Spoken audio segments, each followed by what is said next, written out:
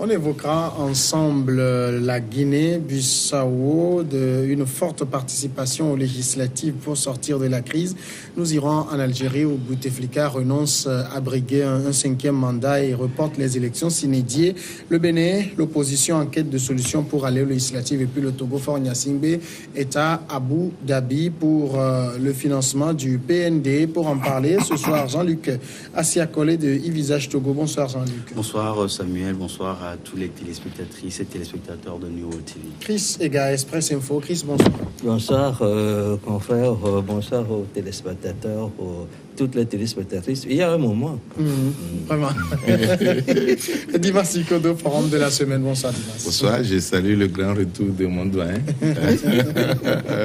Et bonsoir Jean-Luc.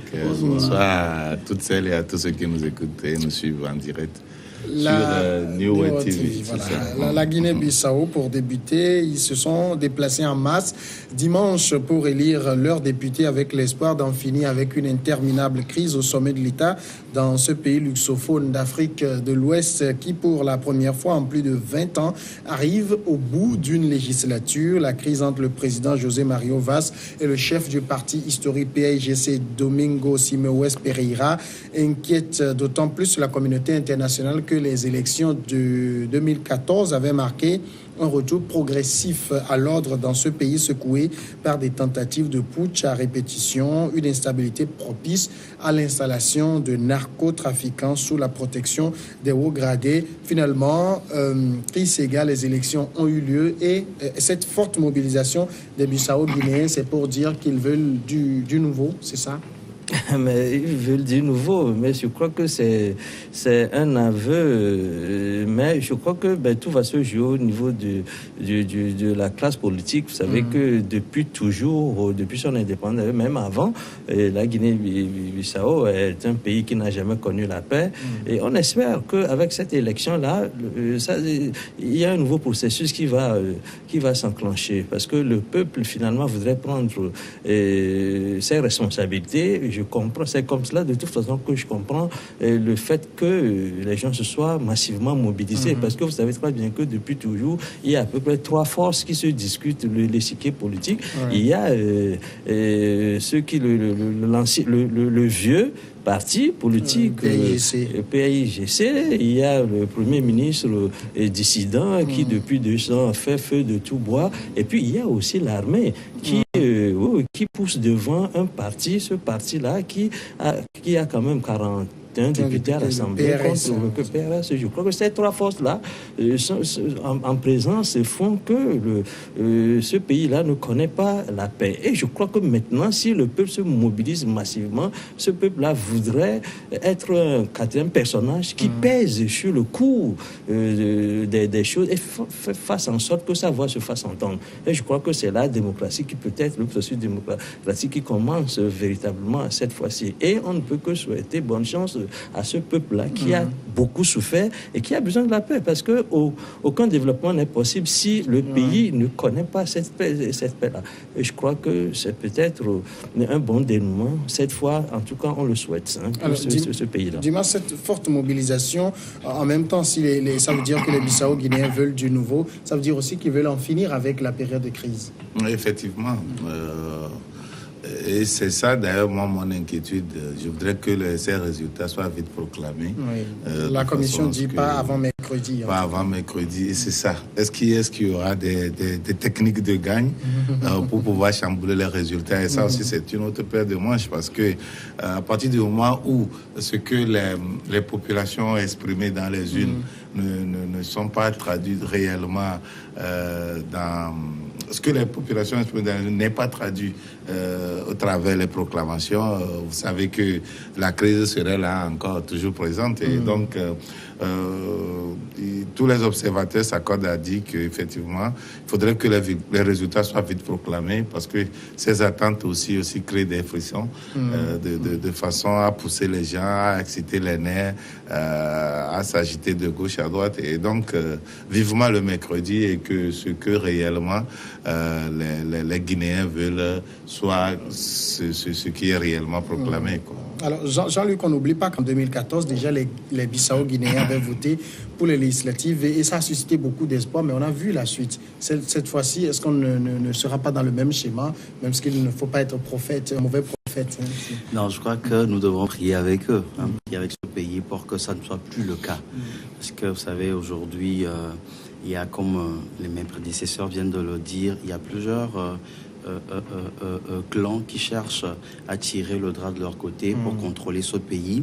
Alors aujourd'hui, il faudrait que les politiques bissau-guinéens démontrent une certaine maturité.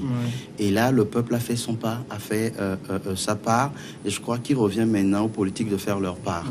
Et que vraiment, comme l'a dit Dimas, la vérité des urnes soit réellement proclamée, soit affichée, pour que ce pays ne connaisse plus cette crise-là, vraiment, qui est en train de perdurer, qui fait que le pays aujourd'hui est complètement dans le gouffre. Et donc, je pense qu'aujourd'hui, il revient aux acteurs politiques de faire preuve ou faire montre d'une certaine maturité politique afin de permettre à ce pays de sortir de l'ornière. Ouais. Alors, maintenant, le vote, il est déjà fait. On est dans l'attente des résultats. Mais il faut savoir que la crise en Guinée-Bissau, c'est une crise qui est née à l'intérieur du parti au pouvoir, le PAIGC.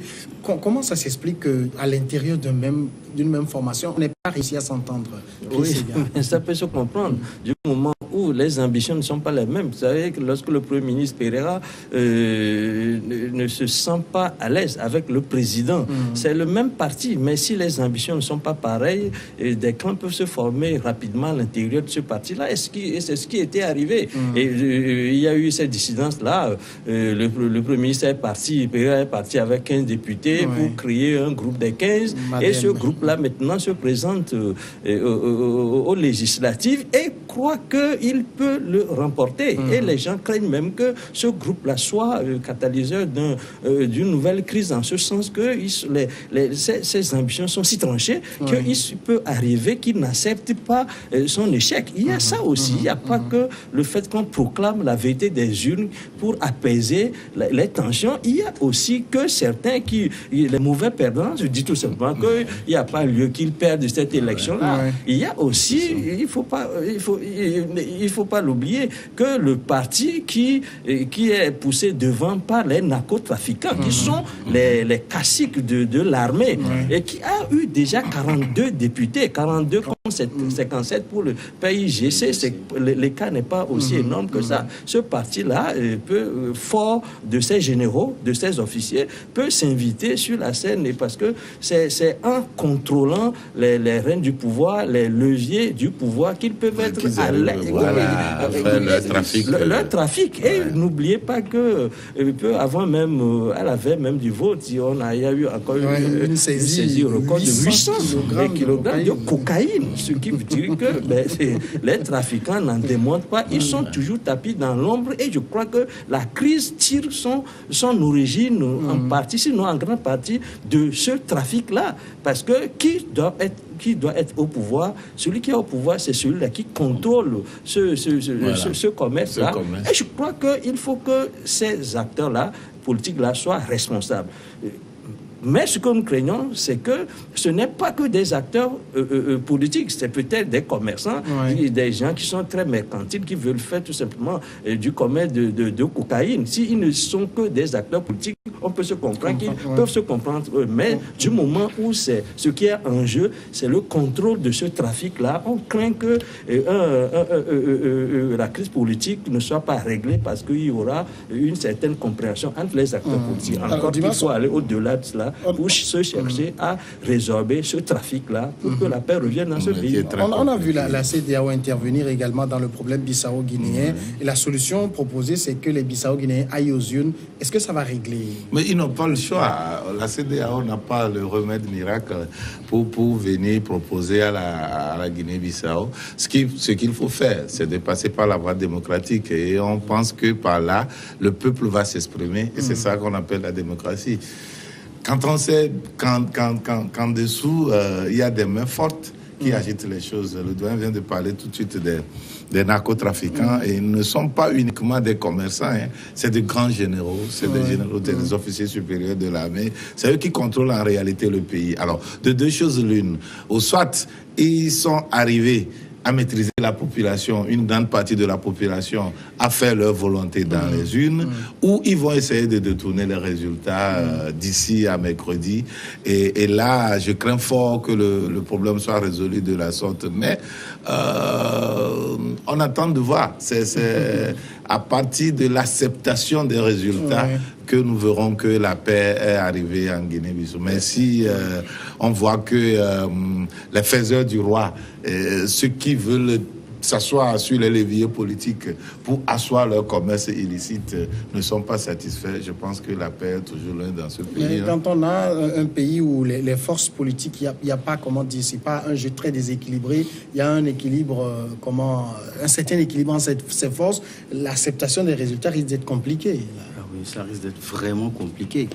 Et comme l'a soulevé Dimas et le doyen tout à l'heure, vous savez, ces narcotrafiquants, ils protègent leurs intérêts. Ils vont chercher forcément à protéger leurs intérêts. Et leur objectif, c'est toujours de contrôler le pouvoir pour pouvoir faire leur business.